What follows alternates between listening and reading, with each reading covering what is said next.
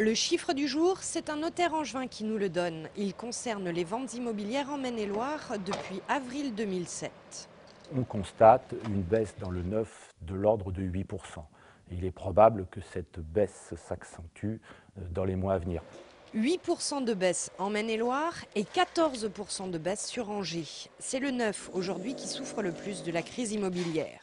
Il faut dire que les promoteurs ont beaucoup construit ces dernières années sur l'agglomération. Ils subissent donc eux aussi un marché en fort ralentissement. Ma préoccupation première aujourd'hui, c'est de vendre.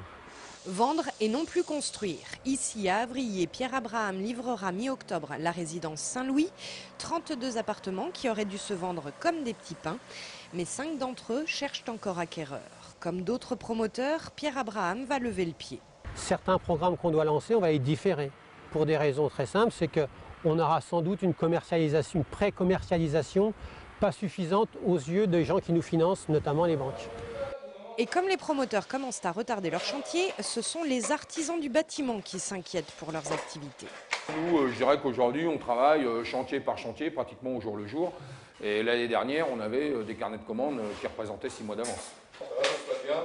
Dans le bâtiment, les dépôts de bilan commencent à se multiplier. Un autre signal d'alarme, pris en considération par la mairie d'Angers, qui suit le dossier de l'immobilier privé avec attention. Ce que l'on peut dire, c'est que de toute façon, pour la ville d'Angers, aujourd'hui, il n'y a pas d'inquiétude à avoir. Si cette baisse de la promotion immobilière permet d'avoir des prix plus raisonnables et plus accessibles pour les Angevins, ce sera un mieux.